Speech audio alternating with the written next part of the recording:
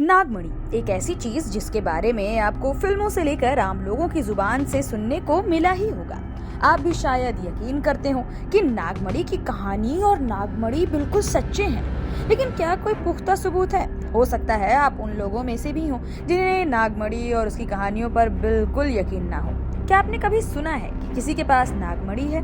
नागमणि और इसकी असलियत आज भी लोगों के लिए सवाल और रहस्य बनी हुई है। जो इसे मानता है उसे लगता है कि नागमणि सच्ची है और नागमणि जिसके पास भी हो वो बिल्कुल शक्तिशाली हो जाता है, और जो इस पर यकीन नहीं करता उसके सामने आप लाख बातें, लाख सच्चाइयां रखने की कोशिश करें, वो इस पर यकीन नहीं कर पाएगा, क्योंकि नागमणि एक ऐसी चीज है जिसे असलियत में कभी किसी ने देखा ही नहीं। बृहद संहिता नागमणि को लेकर कई दिलचस्प जानकारियां देती है। मणि का अर्थ होता है चमकता हुआ पत्थर। बताया जाता है कि नागमणि की चमक के आगे हर पत्थर की चमक फीकी है। ये भी कहा जाता है कि जिसके पास मणि होती है उसकी किस्मत रातों रात चमक जाती है। बृहद संहिता ही जानकारी देती है कि नागमणि जिसके पास होती है वो निरोगी होता है, उस पर किसी भी सांप के जहर तक का असर नहीं होता। वराह मिहिर ने बृहद संहिता में बताया है कि जिस राजा के पास नागमणि होती थी उसे कभी कोई हरा नहीं पाया। राजा के पास हमेशा धन धान्य भरा रहा और प्रजा भी हमेशा खुश ही रहती थी। बृहद संहिता ग्रंथ में नागमणि को सर्पमणि भी कहा गया है। इसी संहिता के मुताबिक नागमणि कोई काल्पनिक चीज नहीं बल्कि ये असली है और धरती पर मौजूद है।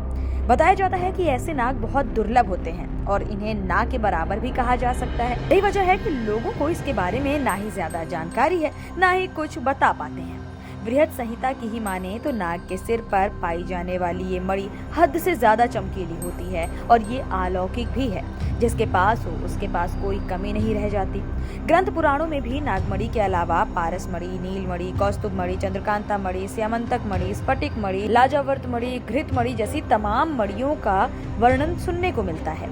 ज्योतिष शास्त्र ग्रंथ बृहद संहिता बताती है कि स्वाति नक्षत्र में होने वाली बरसात की बूंदें जब नाग के मुंह में जाती हैं तभी नागमणि बनती है। लेकिन इसका भी कोई पुख्ता सबूत नहीं है। रामायण में वर्णन मिलता है कि लंकापति रावण ने कुबेर से चंद्रकांत नाम की मणि छीन ली थी।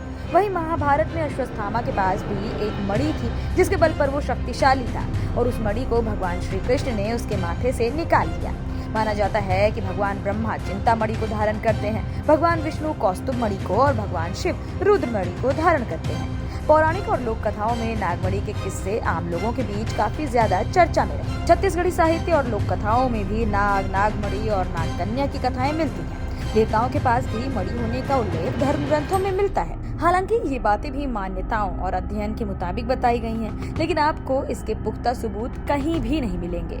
कई बार लोगों ने ये दावा किया है कि उन्हें नागमणि मिली है जिसकी वजह से उनकी जिंदगी में काफी बदलाव आए हैं, लेकिन कभी भी किसी ने नागमणि को ना ही दिखाया है, ना ही इस पर दावा किया है कि उनके पास नागमणि है ही।